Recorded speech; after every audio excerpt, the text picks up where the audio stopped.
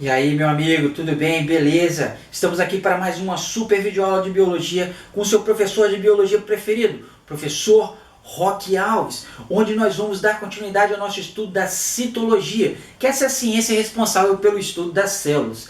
Dentro do estudo da célula, nós já tivemos várias aulas sobre introdução à citologia, sobre envoltórios celulares, transportes pela membrana plasmática, certo? Nós já tivemos duas aulas também sobre o citoplasma e as organelas celulares, que são essa região tão grande dentro da célula, né, onde várias organelas estão mergulhadas. E cada organela já possui, como eu ensinei para você, cada organela possui funções diferentes. E nós já tivemos duas aulas sobre organelas celulares. O que é importante é que, antes de você assistir a aula 3 de organelas celulares, você assista as duas aulas anteriores, onde nós falamos sobre o citoesqueleto, falamos sobre o retículo endoplasmático liso e rugoso, aparelho de Golgi, lisossomos, centríolos, peroxissomos, certo? Que são organelas muitíssimo importantes para várias funções aí das células. E na aula de hoje nós vamos falar talvez sobre as duas mais importantes organelas que existem nas células, que são as mitocôndrias e os cloroplastos. Então você que vai fazer uma prova vestibular de concurso não pode deixar de saber sobre essas duas organelas que possuem características muito peculiares e muito interessantes. Então vamos começar a falar das mitocôndrias, beleza? Então aqui, ó, uma imagem da mitocôndria para você. A mitocôndria é uma organela que está presente tanto na célula animal quanto na célula vegetal, certo? E qual é a função, professor, dessa organela chamada de mitocôndria? A mitocôndria, meu amigo, coloca na sua cabeça, ela faz a respiração celular. Respiração celular. Você sabe para que você respira? Você sabe para que serve a respiração, meu amigo? Para a produção de energia, certo?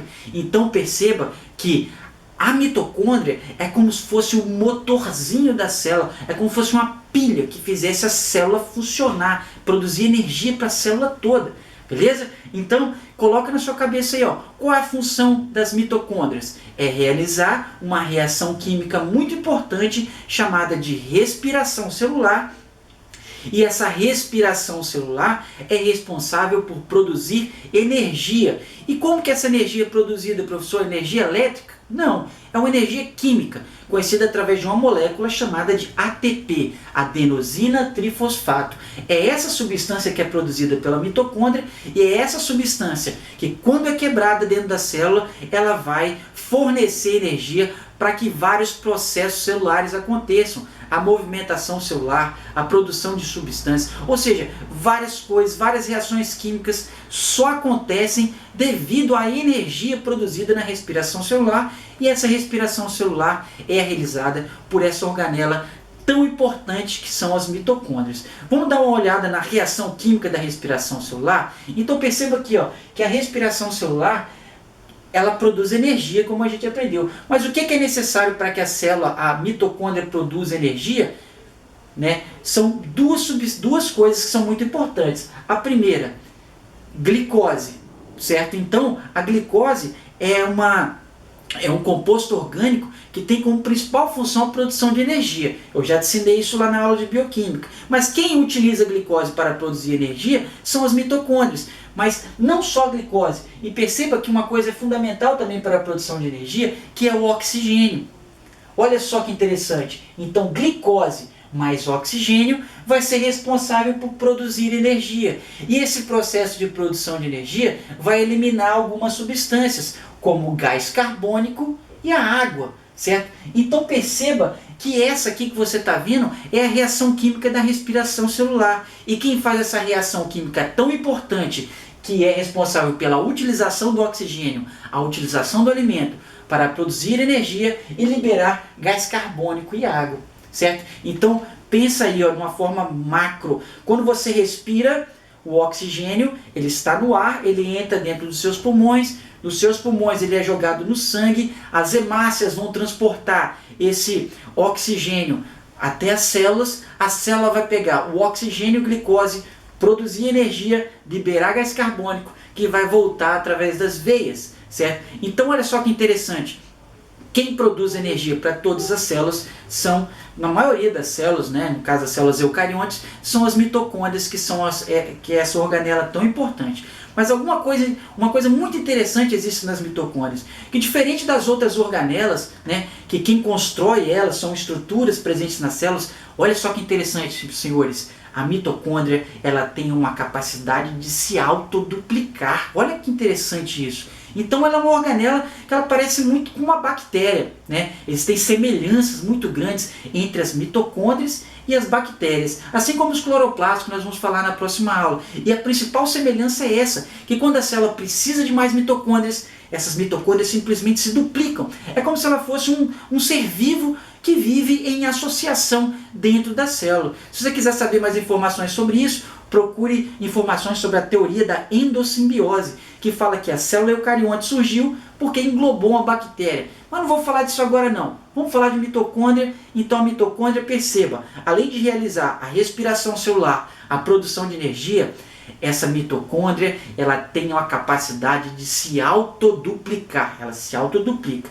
E uma outra característica muito interessante sobre as mitocôndrias é que ela possui um DNA próprio, que é chamado de DNA mitocondrial, que é um DNA muito semelhante ao material genético das bactérias, certo? Então é uma outra semelhança que as mitocôndrias possuem em relação às bactérias. Além de se autoduplicar, as mitocôndrias possuem um DNA próprio, produz suas próprias proteínas, né? E várias doenças, né, são associadas a mutações no DNA mitocondrial, beleza? Muito bem, então além da capacidade de autoduplicação, além de possuir um DNA próprio, certo? As mitocôndrias também, elas vão possuir ribossomos, que são aquelas organelas que eu já ensinei para você que existem nas células procariontes. Então olha só que interessante, quantas coisas importantes nós aprendemos sobre a mitocôndria, certo? Vamos dar uma olhada na mitocôndria por dentro e perceba que a mitocôndria ela é formada por uma parede celular, uma estrutura externa, que também está presente em alguns tipos de bactérias, né? Nós temos aqui as cristas mitocondriais e a matriz, que é um líquido onde está lá, onde vão ser feitas as reações químicas da mitocôndria. A mitocôndria, como eu disse, tem um DNA próprio e ela possui essa estrutura, parecendo uma bactéria em forma de bastonete com suas cristas mitocondriais e estruturas muito importantes para a realização da respiração celular, para a realização da produção de energia dentro da célula. Então lembra, você quer associar a mitocôndria com alguma coisa, meu amigo? Associa a mitocôndria com uma pilha, porque uma pilha não produz energia para uma coisa funcionar? Então, a mitocôndria é como se fosse uma pilha para as células eucariontes, beleza? Muitíssimo importante. E uma outra organela muito importante para as células é essa daqui, ó, é o cloroplasto. Você sabe muito bem que o cloroplasto é uma organela que só está presente nas células vegetais, certo? E você sabe me dizer para que serve o cloroplasto?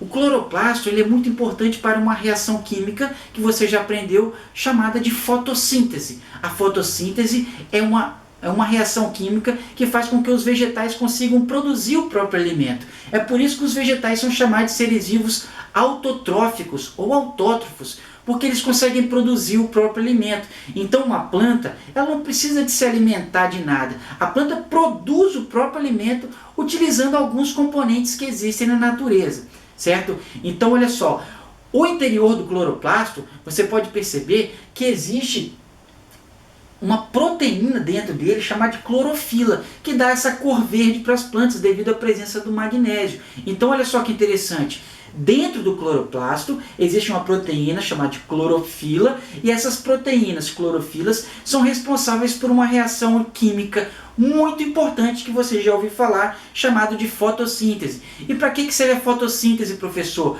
A fotossíntese serve para que os vegetais consigam produzir o próprio alimento. Então, assim como nós estudamos a reação química da respiração, dá uma olhada na reação química da fotossíntese. Então, para que o cloroplasto lá realize a fotossíntese, ele precisa de 3 coisas, certo? Lembra quais são as coisas que as plantas precisam para produzir o próprio alimento? Né? Então a planta precisa de gás carbônico, que ela vai retirar da atmosfera, a planta precisa de água, certo? E luz do sol, energia, para que gás carbônico e água consigam se transformar em carboidratos, no caso a glicose, né? E esse processo vai ser responsável pela produção do oxigênio. Olha que interessante. Então, as reações de fotossíntese que as plantas realizam, elas são realizadas por essa organela chamada de cloroplasto, que vai utilizar gás carbônico e água, luz do sol, para produzir carboidratos, como a glicose, e nesse processo acontece a liberação do oxigênio, que é um gás utilizado pela mitocôndria na respiração celular. E olha só que interessante, os cloroplastos eles vão possuir semelhanças muito grandes com as mitocôndrias. O cloroplasto também tem capacidade de autoduplicação, o cloroplasto tem características muito semelhantes às bactérias, os cloroplastos vão possuir DNA próprio, certo? Então, tanto o cloroplasto quanto as mitocôndrias, né, existe uma teoria que fala que eles são duas bactérias, e essas duas bactérias se associaram às estruturas celulares, né, uma relação chamada de mutualista, uma relação obrigatória, onde hoje em dia as células elas são completamente dependentes da mitocôndria e do cloroplasto. Então perceba, nas células animais você vai possuir somente a mitocôndria, na célula vegetal você vai possuir tanto a mitocôndria quanto o cloroplasto. E perceba que as reações químicas da respiração celular e da fotossíntese, elas são uma ao contrário da outra. Olha só, lembra aí, ó, respiração celular, glicose mais oxigênio produz o quê? Produz energia, gás carbônico e água. Gás carbônico e água são os elementos fundamentais para que o cloroplasto possa produzir o alimento, que é glicose e oxigênio. Então perceba que a célula vegetal é como se fosse um motorzinho, né? Onde você tem uma organela, que é a mitocôndria, que vai produzir energia, gás carbônico e água, e esse mesmo gás carbônico e água vão ser utilizados pelo cloroplasto para produzir mais glicose e oxigênio, que vão ser utilizados pela mitocôndria.